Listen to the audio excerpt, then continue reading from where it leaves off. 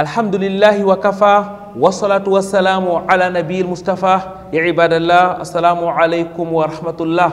Frères dans la foi, dès ces premiers instants, l'islam apparaît comme une religion de diversité. Dans les textes, comme dans les vécus du prophète Muhammad sallallahu alayhi wa sallam, la pluralité ethnique, raciale et culturelle est une réalité. Le multiculturalisme est un thème donc cher à l'islam, tout comme il est cher au Cameroun. Le multiculturalisme est un thème d'actualité qui mérite un regard spécial, celui du Coran al-Karim et de la sunna du prophète Muhammad sallallahu alayhi wa sallam.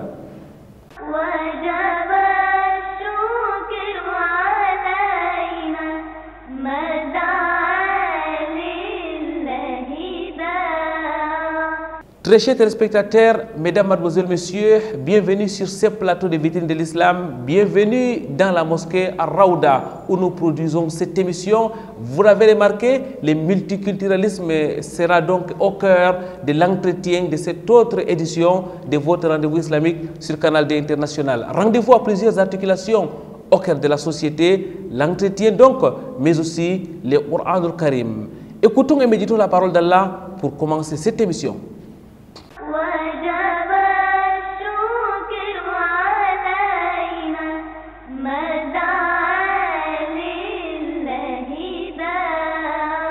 أعوذ بالله من الشيطان الرجيم بسم الله الرحمن الرحيم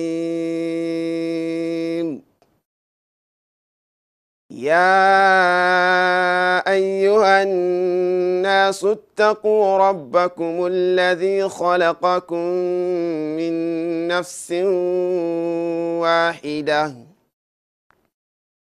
وخلق منها زوجها وبث منهما رجالا كثيرا ونساء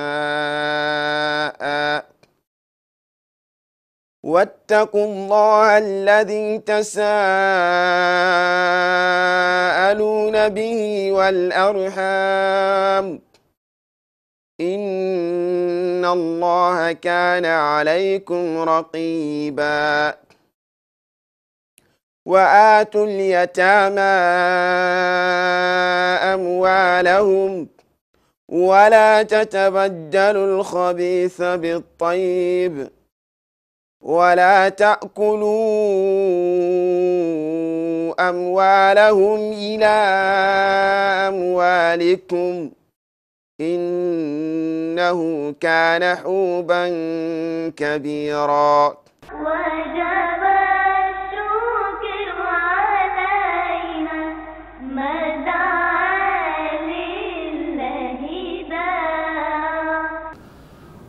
Rabbi shrah li sadri wa yassir li amri wahlul uqdatan min lisani yafqahu qawli. Mesdames, mademoiselles, messieurs, qu'Allah exalté soit-il, vous récompense d'être avec nous une fois de plus dans le cadre de ces rendez-vous islamiques sur Canal D International. Avec nous sur ce plateau pour parler du multiculturalisme des jeunes élites de la communauté musulmane. Nous avons à notre droite les frères Ibrahima Ousmane, ingénieur de formation, membre de la Ligue des cadres musulmans du Cameroun. Les frères Ibrahima qui de plus en plus a migré donc vers le management. Il est aujourd'hui un jeune directeur d'entreprise. Assalamu alaikum wa rahmatullahi wa barakatuh, frère Ibrahim. Naam, wassalamu alaikum wa rahmatullahi wa barakatuh, frère Koiraga. Merci beaucoup pour cette invitation et salutations sur nos différents téléspectateurs. Barakallahu Fik, ingénieur Ibrahima, il faut dire que ce n'est pas la première fois qu'on vous reçoit sur ce plateau. Ça fait pratiquement 10 ans que vous êtes là chaque fois. En tout cas, vous êtes parmi la grande équipe de l'émission Vitrine de l'Islam. Qu'Allah soit-il vous récompense d'être là avec nous, avec les mêmes engouements, les mêmes dynamismes. Jazakumullahu khairan. Avec nous, mesdames, mademoiselles, messieurs, un autre invité qu'on ne présentait pas, les frères Fadil. Fadil, qui est donc doctorant en sciences politiques. Il est aussi membre de la Ligue des cadres musulmans du Cameroun. Frère Fadil, assalamu alaikum wa rahmatullahi wa barakatuh. Wa alaikum assalam wa rahmatullahi wa barakatuh, Mamadou Koiranga. Jazakumullahu khairan, frère Fadil. Il faut aussi rappeler que vous êtes un invité permanent sur ce plateau des vitrines de l'islam. Il faut aussi dire que dans quelques semaines, vous allez soutenir votre thèse de doctorat. Qu'Allah vous assiste dans le cadre de cette noble tâche. Mesdames, Mademoiselles, Messieurs, le décor étant véritablement planté, nous allons à présent entrer dans les vifs du sujet. Nous allons parler, nous l'avons dit, du multiculturalisme, mais avec les lunettes du Coran al-Karim et de la sunna du prophète Mohammed sallallahu alayhi wa sallam. Ingénieur Ibrahima, on va d'abord commencer par la définition des expressions. C'est la science qui l'exige ainsi et l'islam est une religion de science. Qu'est-ce qu'on doit comprendre par multiculturalisme? Non, alhamdulillah, frère Koyama, il faut dire, hein, c'est peut-être le mathématicien qui parle, le cartésien ou bien le manager que vous avez dit, et vous avez mis la barre très haute, il faudrait qu'on soit scientifiquement à la hauteur des questions que vous allez poser. Alors, pour définir le multiculturalisme, forcément, il faut définir d'abord la culture elle-même. La culture peut désigner tout ce qui est contraire à la nature, c'est-à-dire ce qui est du domaine de l'ordre de l'acquis et non de l'inné. Mais on ne saurait totalement définir la culture parce que c'est un mot valise, comme disent certains littéraires. On emprunte à une organisation internationale reconnue dans la culture qui est l'UNESCO. L'UNESCO dit donc que la culture est l'ensemble des traits distinctifs, spirituels, matériels, économiques et affectifs qui caractérisent donc une communauté. Alors, la culture, c'est ça, donc c'est cette idéologie qui soutient donc l'ensemble de ces éléments qui peuvent englober de l'art, de l'être, des systèmes de pensée, des traditions, de croyances, des valeurs. Donc ces systèmes de pensée peuvent être multiples parce qu'on n'a pas les mêmes sources, on n'a pas les mêmes groupes sociaux, on n'a pas les mêmes peuples. Donc il y a plusieurs communautés et quand il y a donc plusieurs cultures qui sont dans un espace géographique, on parle donc de multiculture et les idéologies pour soulever, pour soutenir cette multiculture et du multiculturalisme. Voilà ce qu'on peut dire en quelques mots, c'est quoi le multiculturalisme. Ingénieur Ibrahima a mis la barre très haute, Fadil, terre à terre. C'est quoi le multiculturalisme?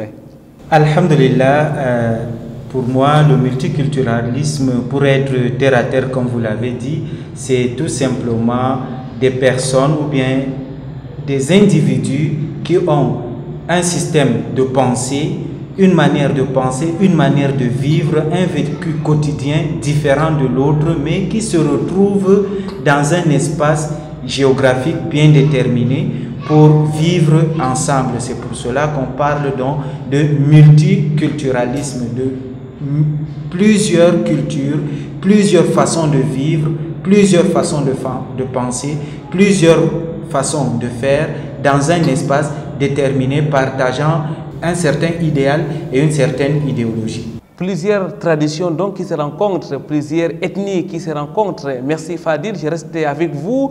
Nous l'avons dit, vous êtes un politologue, vous êtes doctorant en sciences politiques. Ça fait pratiquement quelques mois aujourd'hui qu'on parle encore et encore du multiculturalisme. Tout politicien qui ouvre sa bouche aujourd'hui, c'est pour dire multiculturalisme, bilinguisme et tous les ismes. Aujourd'hui, même dans les quartiers, même la grammaire parle du multiculturalisme. Frère Fadil, pourquoi parle-t-on tant aujourd'hui du multiculturalisme? On parle du multiculturalisme parce qu'aujourd'hui, on s'est rendu compte que nous avons perdu de ce qui nous était, il y a de cela quelque temps, cher, c'est-à-dire notre culture, notre propre être. Aujourd'hui, on est en train de vouloir copier l'autre, de vouloir copier ceux qui viennent d'ailleurs, alors que nous avons nos propres valeurs, nos valeurs intrinsèques que nous ne parvenons pas à maîtriser, mais nous voulons aller maîtriser les valeurs de l'autre. C'est pour cela que tout politique ou bien toute politique revient donc sur le multiculturalisme, sur la valorisation de la culture, et comme dans un espace bien déterminé, que ce soit un espace micro ou bien un espace macro, on ne trouve pas une seule personne, mais on trouve plusieurs personnes, et chacun venant d'horizons divers, et chacun traînant avec lui une façon de vivre, une façon de penser. C'est pour cela donc on a ajouté le préfixe multi pour dire qu'il y a donc multiculturel. Frère Ibrahima, à vous écouter, c'est comme si le multiculturalisme vient rappeler aux uns et aux autres que toutes les cultures se valent. Le multiculturalisme est une idéologie qui se veut un principe de neutralité, un principe qui va d'abord gérer la question de la pluralité, la question de diversité, la question de l'altérité confessionnelle. On a des chrétiens au Cameroun, on a des catholiques, des protestants, des musulmans mais avec plusieurs obédiences, des non-croyants, des athées. On a des ethnies, on parle de plus de 300 ethnies au Cameroun.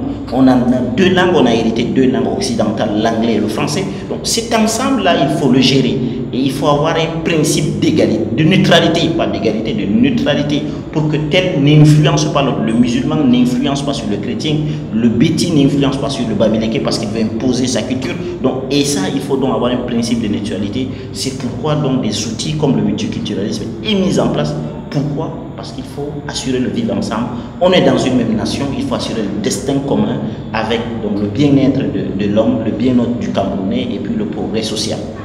On parle de plus en plus du multiculturalisme dans notre pays. Frère Fadil, on a l'impression que l'islam a véritablement dévancé nos politiciens et nos hommes de société parce que dès le 5e siècle, le prophète Mohammed sallallahu alayhi wa sallam a évoqué le multiculturalisme en islam. Bien avant que le prophète Mohammed sallallahu alayhi wa sallam ne l'évoque, Allah lui-même l'a évoqué dans le Saint-Coran. Il a dit ô hommes, nous vous avons créé d'un mâle et d'une femelle, et nous vous avons fait des nations, des tribus et des ethnies pour que vous connaissiez le meilleur d'entre vous auprès d'Allah, et c'est lui qui est pieux. Donc Allah a planté le décor.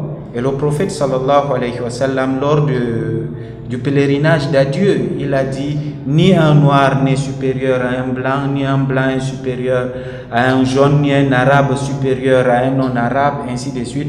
Mais le plus noble de parmi vous est celui qui est pieux aux yeux d'Allah subhanahu wa ta'ala. Cela veut dire que à partir de cet instant, quand on est musulman, la seule culture qu'on doit privilégier, c'est la culture de l'islam.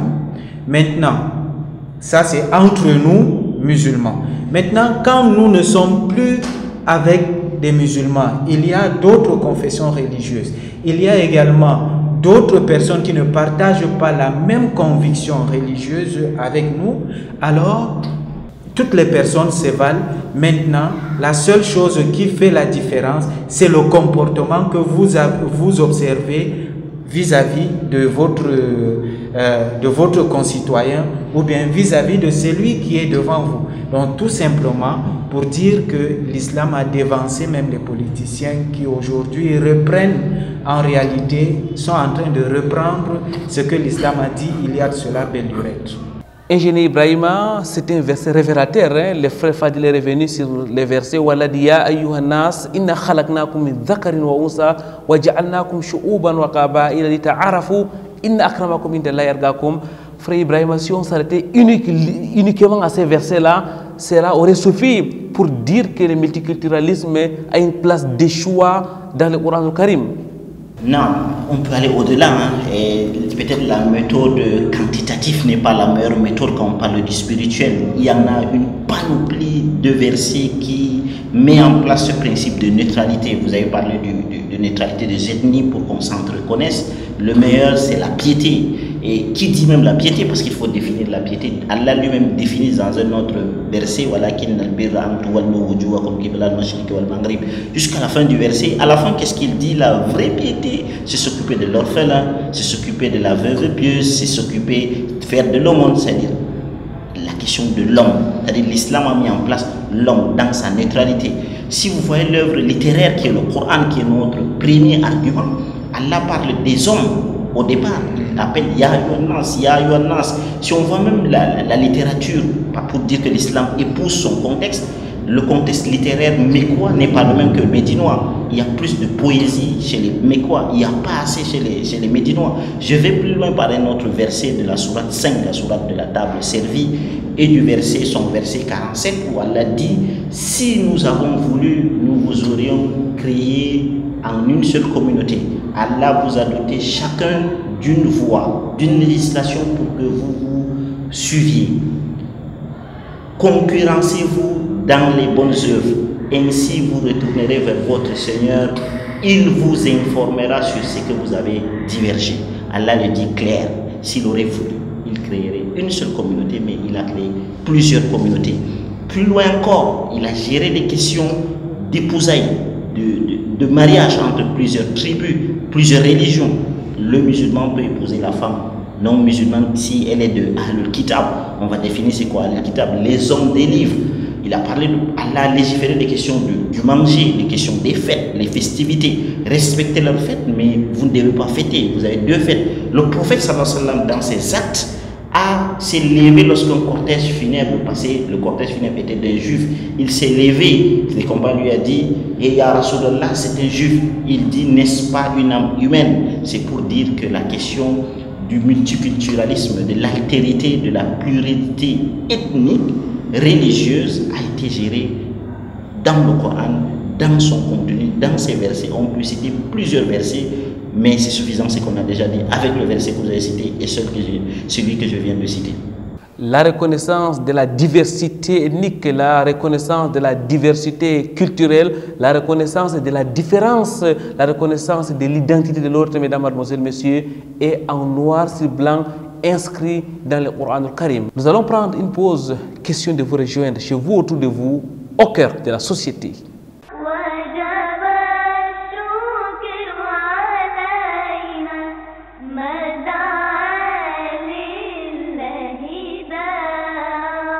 Double cérémonie d'ouverture de la semaine culturelle de l'Institut Al-Hikma de Douala le samedi 3 mars 2017. Et c'est la section des femmes qui ouvre les activités avec mots de bienvenue, psalmodie du Coran et prédications diverses. Pour la circonstance, de nombreuses femmes ont fait le déplacement de l'esplanade d'Al-Hikma, témoignant ainsi leur soutien à la recherche du savoir. Alhamdulillah, la première journée s'est bien terminée avec beaucoup de profit. Nous avons vraiment profité beaucoup.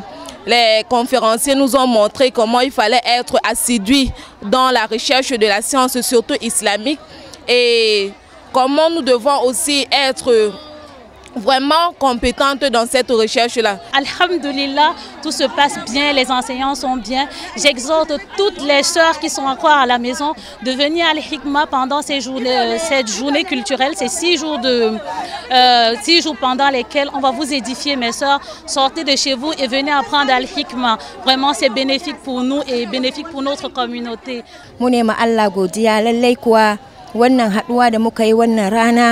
Ranar farko na wannan taro muna ma Allah godiya yawa domin lallai kuwa Ubangiji mai girma da ya haɗa mu muna fata kuma kwana 6 nan na zuwa gaba da ya saura mana kwana 5 Allah ya sanya albarka a ciki.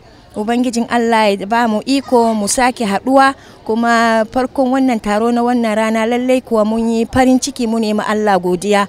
Allah ya ƙara ilimi, duk mai neman ilimi Allah ya ƙara masa ilimi, duk mai nema ya hidima ta hanyar Allah Ubangijin Allah ya yi masa jagora, Allah ya mana jagora mu dukan mu gaba ɗaya, kuma malluman mu da suke kokari akan mu dukkan su Ubangijin Allah ya sada su da kofofin khairuka, Allah ya sada su kuma insha Allah da albarka mai yawa. Muna gode ma Allah, muna gode ma Allah, mun gode ma Allah, Allah kuma ya sa a ci gaba da wannan kokari da wannan aiki.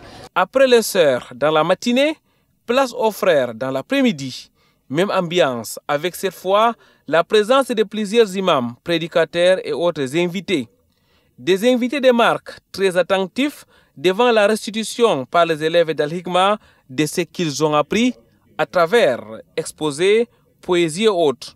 Une véritable réussite qui ne laisse pas indifférents les organisateurs. Nous remercions Allah. Nous remercions Allah. La toute première chose, c'est cet engouement provenant de ces élèves, que ce soit femmes ou femmes.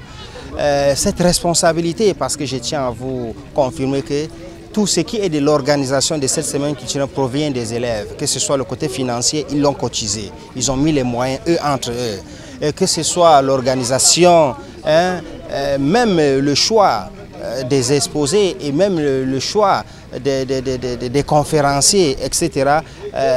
Mais quand on arrive avec ces débuts jaillissants vraiment, nous nous retrouvons très heureux, avec une joie vraiment, qui nous amène aussi à s'interpeller, parce que là, il est question pas seulement du centre culturel islamique Al-Hikma, mais il est question ici de la population musulmane de Douala qui est vraiment intéressée. Et surtout, tout à l'heure, nous avons vu comment des prédicateurs, des enseignants se sont dit, s'est rappelé de la vie estudiantine dans le monde de l'extérieur quand ils étaient encore étudiants. Cela nous amène directement à élargir l'horizon, à comprendre qu'il ne s'agit pas seulement d'Al-Hikma, mais dans l'avenir, ça serait un ensemble de tout ce qui est centre islamique, accompagné vraiment des différents enseignants, prédicateurs, imams de la ville, car là, tout à l'heure, comme je le disais tantôt, nous avons vu des démonstrations, raison pour laquelle nous sommes vraiment contents. Nous sommes très contents pour ces débuts qui n'a pas de mots vraiment à s'exprimer. Mais nous prions qu'Allah nous stabilise et nous maintienne dans ce que nous le faisons pour sa cause. Walhamdulillah, هذا الأسبوع الثقافي الأول في مركز الحكمة أسبوع فيه عرض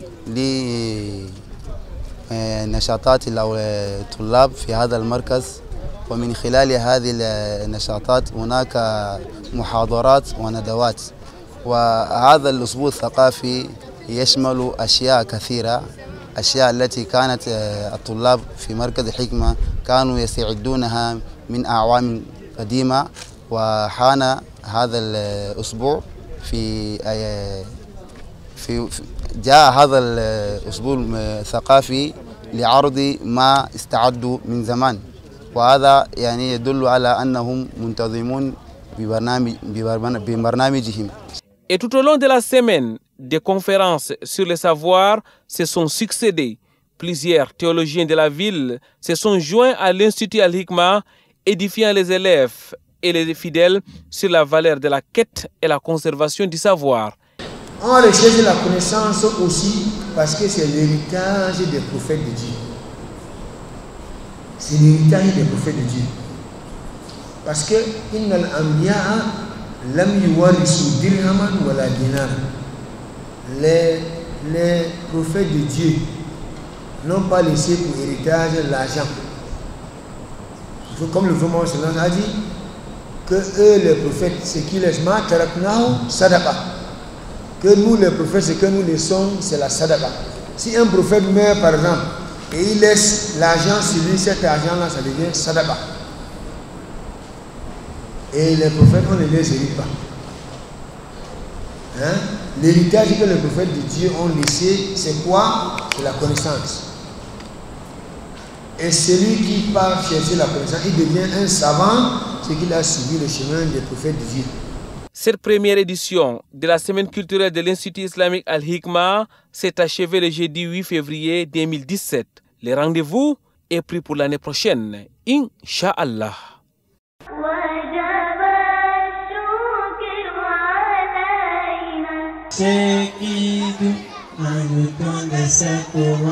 And you make the walking, but it's just not about.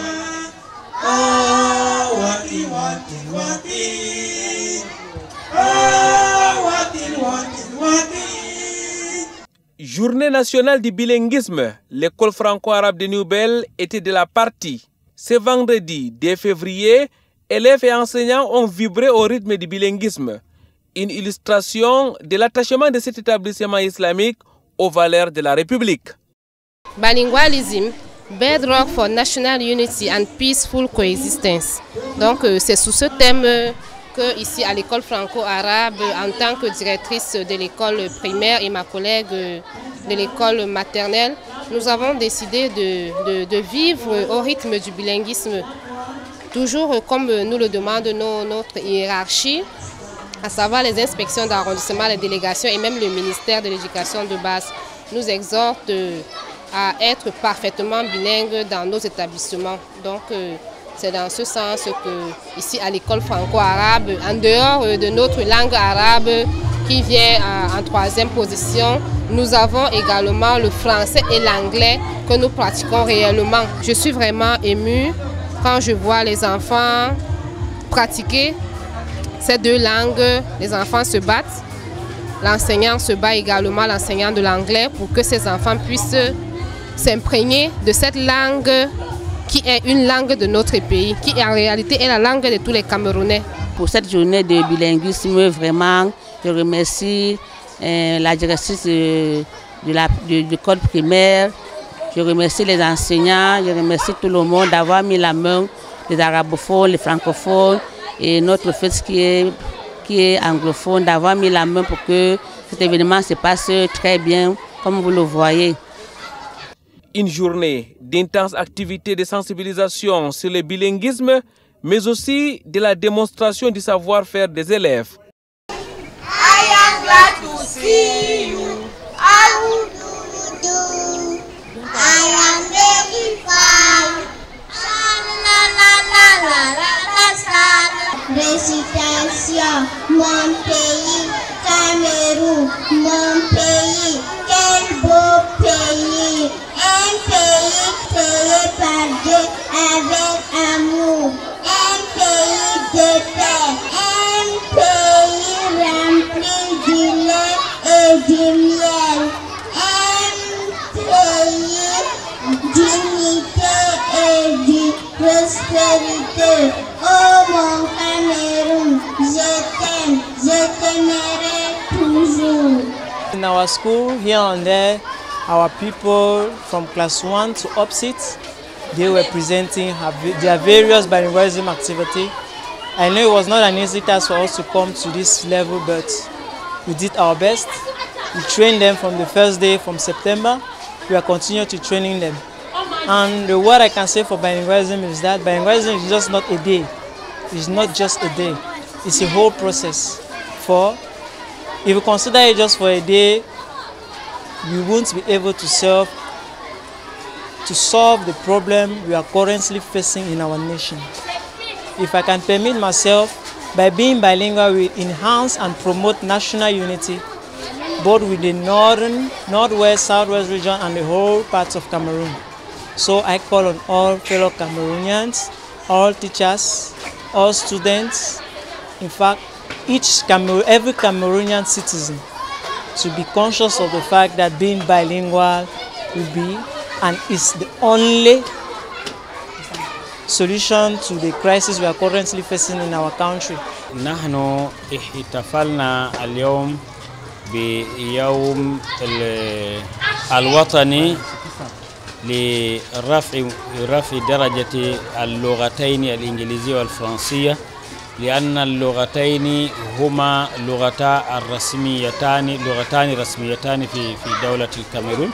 إذا ينبغي أو يجب على كل مواطن أن يحاول قدر الإمكان أن يتحدث بهذه اللغة. تعرفون عندنا يعني جماعة أو بعض المناطق تتحدث باللغة الإنجليزية فقط وبعضها باللغة الفرنسية. لأجل هذا والحكومة الآن تريد أن تكون الدولة دولة موحدة، يعني في جميع تصرفاتها حتى في لغاتها، أينما ذهبت أنت تشعر أنت مواطن كامروني.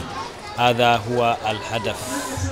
L'école franco-arabe de Nouvelle est un établissement islamique de référence où on enseigne le français, l'anglais, mais aussi et surtout la langue arabe.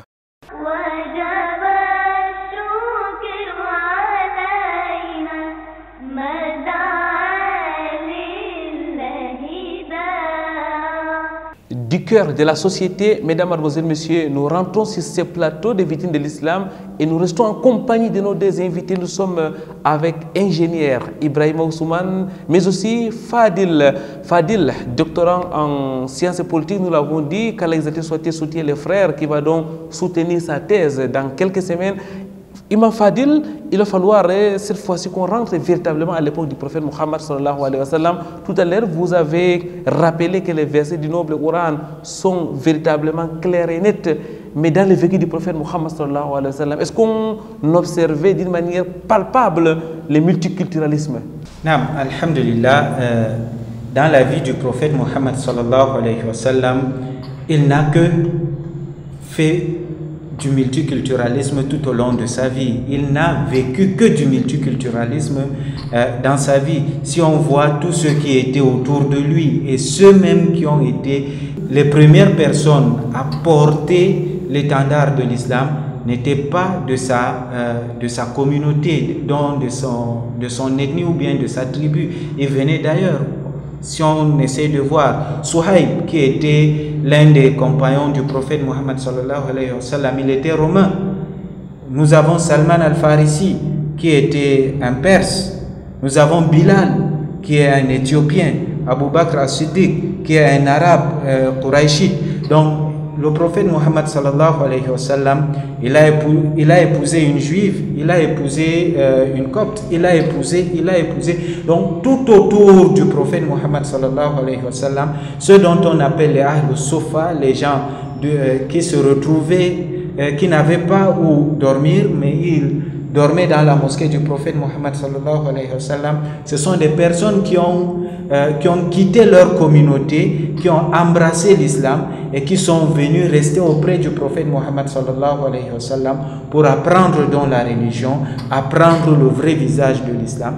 Et à partir de là, on voit que le prophète a mis un système du multiculturalisme dès les premières heures de l'islam. Jazakumullahu khairan imam, barakallahu fik. Ingénieur Ibrahima, lorsqu'on essaye d'écouter mot après mot l'imam qui est revenu sur les cercles les plus rapprochés du prophète Muhammad sallallahu alayhi wa sallam, sur la diversité ethnique, la diversité même raciale autour du prophète Muhammad sallallahu alayhi wa sallam, on voit qu'il y a véritablement une harmonie entre son entourage, mais aussi la destination de son message, qui est une destination universelle. Effectivement, il y a une harmonie. C'est vrai, on peut dire que c'est le multiculturalisme intra-religieux. Il faut aller au-delà de ça. Ce n'était pas du multiculturalisme seulement dans la frange musulmane. Il faut dire que le prophète sallallahu alayhi wa sallam a cherché, l'islam a cherché soutien d'un roi habachite, éthiopien. Il faut dire, à l'époque, quand on parle de l'Éthiopie, on parle de l'Afrique, on parle de l'autre partie de la Méditerranée, avec des personnes avec une peau bronzée, une peau noire. C'est-à-dire l'islam a trouvé soutien. Les premiers soutiens venaient de l'Afrique. L'islam a eu besoin de ça. Le prophète sallam a pactisé avec des juifs à Médine. Ils ont signé des contrats de paix, des contrats de sécession avec ces personnes-là. Au-delà du prophète, c'est l'enseignement du prophète qui a survécu dans les périodes de l'islam, que j'ai dit souvent l'islam impérialiste à l'architecture palatiale, c'est-à-dire l'islam des 8 siècles après le prophète. Quand on parle de la culture, on parle des systèmes de pensée. Dans la philosophie grecque, les musulmans sont venus contribuer pour laisser aujourd'hui ce qu'on a la culture occidentale.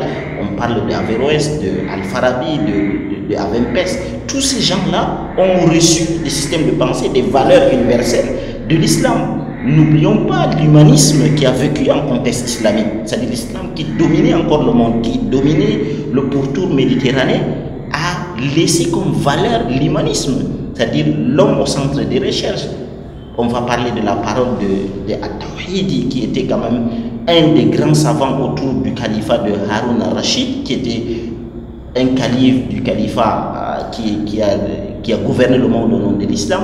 Il dit aussi vaste que la terre, les problématiques de l'homme sur l'homme, c'est-à-dire les questions que l'homme se pose sur l'homme. Il y a eu ce brassage-là, le brassage de savoir, la transmission de savoir. L'islam a transmis son savoir scientifique dans la médecine, dans la philosophie, à d'autres civilisations et à cohabiter avec ces civilisations-là. C'est pour dire que ça ne se limite pas au prophète.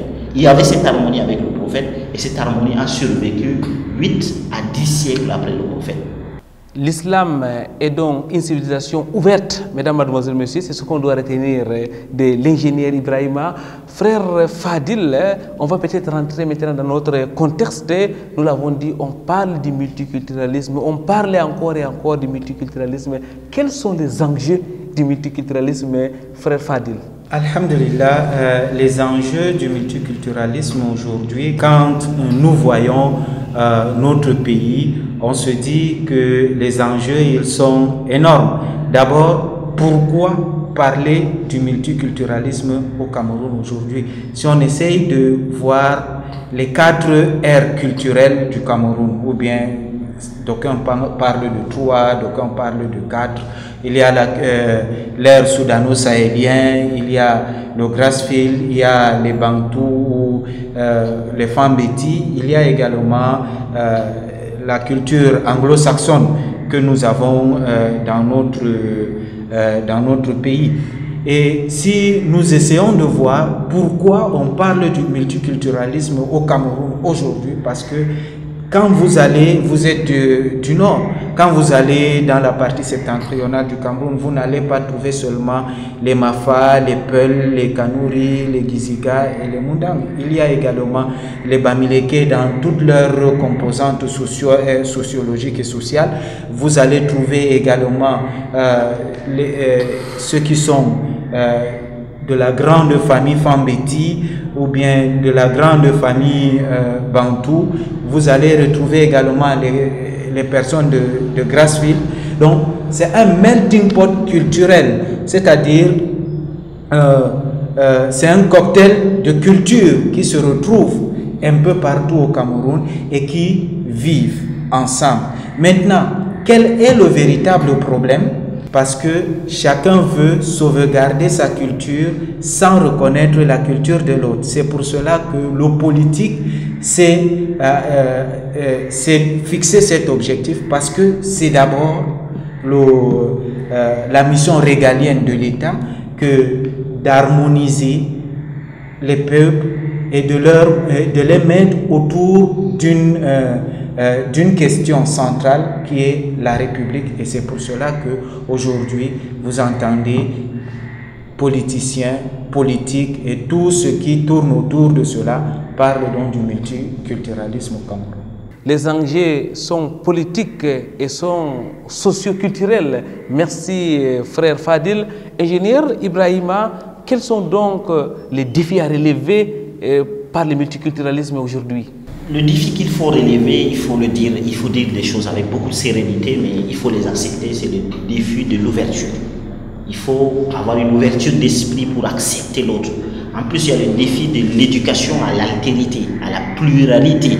C'est-à-dire qu'il faut accepter, il faut dire qu'on n'est pas le seul dépositaire de la vérité, on n'est pas le seul dépositaire des bonnes valeurs, on n'est pas le seul dépositaire des bonnes mœurs, on n'a pas la langue la plus aimée. C'est pas, le Hausa n'est pas mieux que le Peul, le Beti n'est pas mieux que le Bamileke, le Bassa n'est pas mieux que le... ainsi de suite. Ça c'est un défi. Il y a également le contrat social, il ne faut pas l'oublier. C'est-à-dire dans ce multiculturalisme, il y a du clientélisme, du tribalisme, de l'ethnicité. Il faudrait donc qu'il y ait ce défi-là. Les barrières tribales doivent tomber. C'est-à-dire qu'on doit faire bannir les recrutements via les ethnies. La notion de la gouvernance, c'est un gros défi. Il faut dire la notion de vivre ensemble tout court. C'est-à-dire qu'il faut que les règles de vivre ensemble soient transparentes. Qu'on sache que le libre arbitre, il est là. La transparence dans les recrutements, la transparence dans les choix politiques, la transparence dans les choix des imams dans les mosquées, la transparence dans l'instrumentalisation de la religion, parce qu'il faut éviter que le politique rentre en collusion avec les différentes religions. Donc voilà, tout ça, c'est un enjeu, c'est un défi très important à relever. Il faudrait que ça soit fait dans un contexte d'ouverture, de sérénité. Machallah, il faut que ça soit fait dans un contexte d'ouverture, de sérénité, mais aussi d'excellence et d'objectivité. Qu'Allah vous récompense, frère Ibrahim Ousmane. Mesdames, Mademoiselles, Messieurs, nous allons prendre une autre pause. Nous allons vous rejoindre chez vous, autour de vous, au cœur de la société.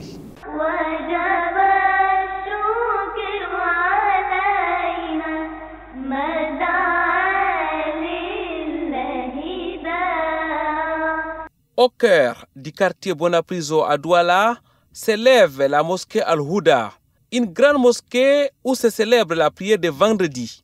Ici, des milliers de fidèles se donnent rendez-vous dans cette maison d'Allah pour accomplir leurs devoirs conformément à la sunna, la tradition du prophète Mohammed sallallahu alayhi wa sallam. Ce destin dont nous avons pris comme thème du sermon est l'un des piliers de cette foi. Parmi les 6 piliers de la foi dont le prophète sallallahu alayhi wa sallam il avait répondu à Jibril, c'est le fait de croire en Allah, jusqu'à ce qu'il a dit de croire aussi au destin. Et dans le sermon, nous avons fait comprendre que le destin, c'est ce qu'Allah subhanahu wa ta'ala il a voulu que ça soit. Et rien ne peut se mettre devant le destin d'Allah pour empêcher à ce que ça puisse aboutir. S'il a voulu quelque chose, ça doit toujours être ainsi, mais s'il n'a pas voulu, ça ne peut pas l'être. Et cela ne devrait pas dire que l'être humain doit rester seulement les bras croisés, pour dire que puisque le destin est déjà là. Tout au contraire, c'est le destin là qui pousse l'être humain à faire les efforts. Et dans le sentier d'Allah et aussi dans ses affaires mondaines. C'est lorsque quelque chose que tu ne connais pas, la fin, D'abord, même le début, tu ne savais pas. C'est lorsque tu as eu un début que tu as su ce qu'il devait se passer. Donc, comme tu ne connais pas ce qui va arriver bientôt, c'est ça qui va te pousser à faire des efforts afin que Allah subhanahu wa ta'ala te guide vers le destin qui est le tien et qui est bon pour toi. Au-delà de la prière, la mosquée Al-Houda est une école où hommes, femmes, enfants apprennent l'islam. Dans la mosquée, il y a des activités. Nous enseignons dans la mosquée dans la journée ainsi que dans la soirée. Pour ceux qui n'ont pas le temps dans la journée, peuvent venir dans la soirée apprendre. Et le sermon se fait en français ou bien en anglais. Et il y a aussi le cours hebdomadaire. Chaque mardi, on a le cours sur le Tawhid. On a un livre qu'on a mis sur pied, qu'on appelait Aked al-Sunnah wal Jama'a, qu'on enseigne chaque mercredi. Et aussi le cours sur le fiqh, qui se passe chaque dimanche après la prière de Maghrib, sur un livre qu'on appelait Fiqh Moyassar, qui est aussi enseigné par l'un de nos chouks dans la ville, qui nous entretient chaque dimanche. Et aussi, il y a aussi un autre cours le samedi, le vendredi et samedi qui est tenu par l'un des imams de la mosquée, au nom de Cheikh Mohamed Tal, Adamou Tal, qui enseigne le Tawhid et qui enseigne Usul Salasa dans la mosquée vendredi et samedi et même dimanche. Il a le hadith qu'il enseigne, Arbaoun Nabawi, qu'il enseigne chaque dimanche et le tafsir le dimanche aussi. Oui, pour les femmes ont le cours ici dans l'après-midi. Chaque jeudi, vendredi l'après-midi, à partir de 16h, après la prière de As, jusqu'à 18h. D'autres viennent dans la nuit, après la prière de Isha, lundi, samedi, dimanche. Et pour les enfants aussi, il y a un cours spécial pour les enfants pendant le week-end. La mosquée vit en plein temps. La mosquée il repose dans la mosquée plusieurs tribus telles que les Foulbés, les Tchadiens, les Libanais, les Égyptiens, toutes sortes de tribus, les Syriens. Donc c'est toute une communauté, toute une ambiance dans cette mosquée. L'objectif actuel, c'est d'agrandir et de construire la mosquée. Donc étant que nous avons beaucoup de fidèles, notre objectif principal, c'est d'agrandir et de construire la mosquée. Tous les ernites viennent dans la mosquée, il n'y a pas de problème. Parce que même au niveau du collège des imams, c'est mélangé. Oui, il y a tous les ernites qui fonctionnent dans le collège des imams. Dans le collège de l'administration de la mosquée, administratif de la mosquée, tous les ernites se trouvent là-dedans. Donc tout fonctionne dans les normes. Il n'y a pas question de tribalisme ici, là. Il n'y a pas de tribalisme. Dirigée par une forte équipe désignée par le sultan roi de Bamoun, la mosquée Al-Houda est un espace de rencontre des cultures. Ici, le multiculturalisme et le vivre ensemble sont une réalité. Des atouts qui font de ces lieux une référence au cœur de la capitale économique.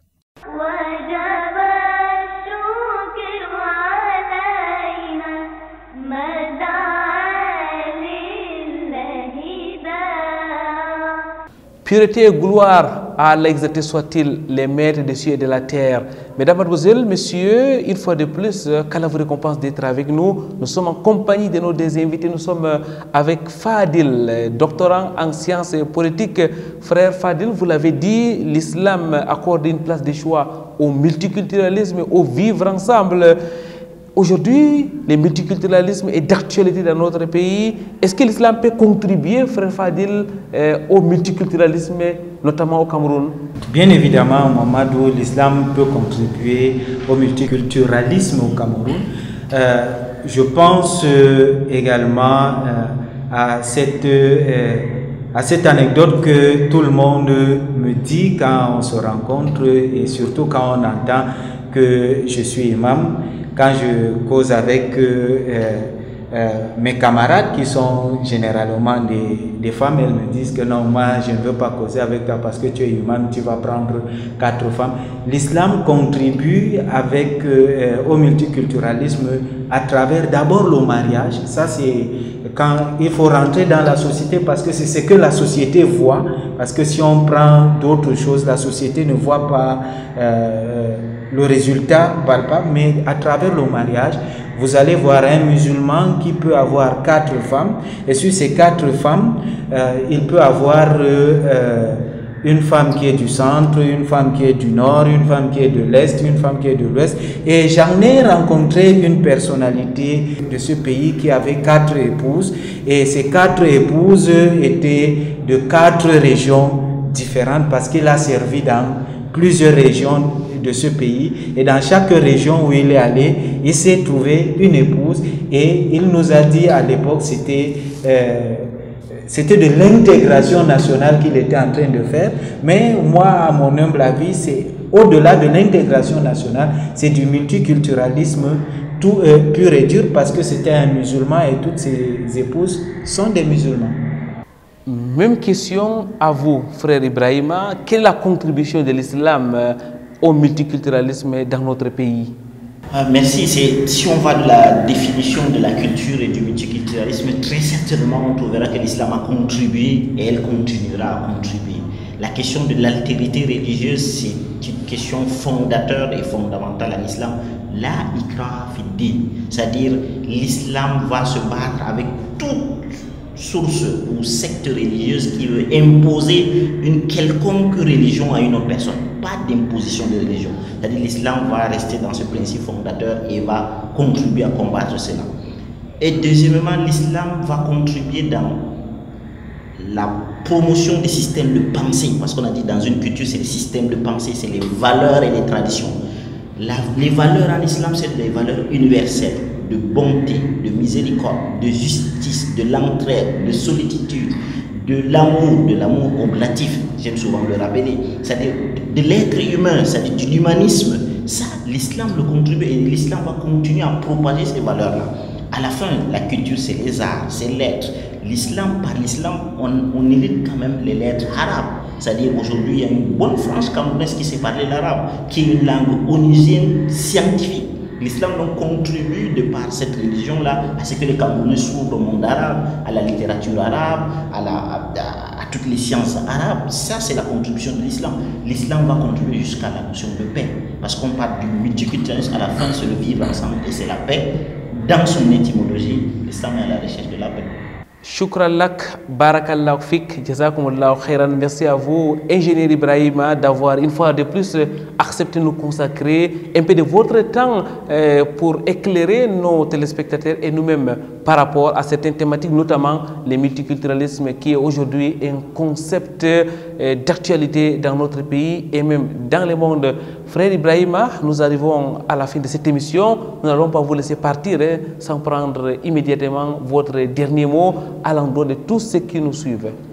Merci beaucoup, Frère Koirama. Il n'y aura pas de dernier mot. On continuera à débattre à ces questions de multiculturalisme. Je l'ai dit tout à l'heure avec beaucoup de sérénité, mais c'est des questions qui méritent encore plus de temps. Il faut des colloques pour discuter de ces questions en détail, parce qu'aujourd'hui, l'enjeu est au-delà de l'entité musulmane du Cameroun. La diversité est une source de bonheur, d'ouverture. Vous serez émerveillé à découvrir une autre culture. Quand vous voyez comment les Chinois mangent, les Vietnamiens comment ils mangent, vous êtes émerveillé. Mais c'est aussi une source d'affliction, une source de complexité, une source de gestion difficile. Et il faudrait qu'on fasse face à ça. Donc les fruits sont là. C'est les fruits du contrat social, du vivre ensemble, de la stabilité. Tout à l'heure, je parlais de la postmodernité, c'est-à-dire on oublie le spirituel. On est toujours dans du matériel, dans la technologie. Mais si on s'approche vers une solution métaphysique, spirituelle, on aura donc de la stabilité dans le cœur, on aura moins de suicides, parce que ça ne nous approche pas ici, mais on aura moins de suicides, on aura des personnes qui s'aiment entre elles, on aura moins des intrigues et de guerre tribale, le risque de guerre tribale n'aura pas lieu, il n'y aura pas de floison et d'affliction entre les sociétés. On en a intérêt à se pencher sur cette question et tirer ses fruits. Merci une fois de plus, ingénieur Ibrahima. J'aime toujours vous appeler ingénieur Ibrahima, bien qu'aujourd'hui, nous l'avons dit, vous avez migré vers le management. Vous êtes jeune directeur d'entreprise, qu'Allah vous soutienne. Frère Fadil, votre dernier mot très rapidement à l'endroit de tous ceux qui nous regardent à travers Vitrine de l'Islam. Alhamdulillah, tout ce que nous pouvons dire, c'est que le Cameroun est un pays qu'Allah subhanahu wa ta'ala a doté de plusieurs atouts. Parmi les atouts dont Allah subhanahu wa ta'ala a doté au Cameroun, il y a la diversité culturelle, la multiculturalité, et c'est un atout que le Cameroun doit capitaliser et que les musulmans doivent contribuer à aider les pouvoirs publics à capitaliser cela pour que nous puissions éradiquer tout ce qui tourne autour de nos sociétés, tout ce qui tourne autour de ce pays béni. Jazakumullahu khairan, barakallahu fikum, Imam Fadil, qu'Allah vous récompense de la plus belle des manières. Nous interpellons nos téléspectateurs afin qu'ils vous assistent avec les invocations pour que vous puissiez soutenir dans les bonnes conditions votre thèse de doctorat. Mesdames, mademoiselles, messieurs, c'est tout pour aujourd'hui. Mais avant de partir, nous allons vous rappeler ces versets ô combien révélateurs. Allah soit-il dit dans son noble Coran, Ya ayyuhan nas, Inna khalaqnakum min dhakarin wa unsa wa ja'alnakum shu'uban wa qaba'ila lita'arafu inna akramakum indallahi atqakum. Allah exalté soit-il dit donc en s'adressant aux hommes, nous vous avons créé en mâle et en femelle et nous vous avons fait de vous des tribus et des nations afin que vous vous entreconnaissiez, et les meilleurs auprès de Allah exalté soit-il, c'est incontestablement les plus pieux. Fitine l'islam de ce jour. Point final, on se donne rendez-vous la semaine prochaine, mesdames, mademoiselles, messieurs, lorsqu'il sera 16h30 le vendredi, heure du Cameroun bien sûr, ou dans le cadre de la rediffusion le samedi à 6h30. D'ici là, wa'tasimu bihablillahi jami'an wa la tafarraqu, cramponnez-vous sur les câbles d'Allah et ne vous divisez point. Subhanakallahumma wa bihamdik, ashhadu an la ilaha illa anta, astaghfiruka wa atubu ilayk. Wassalamu alaikum wa rahmatullahi wa barakatuh.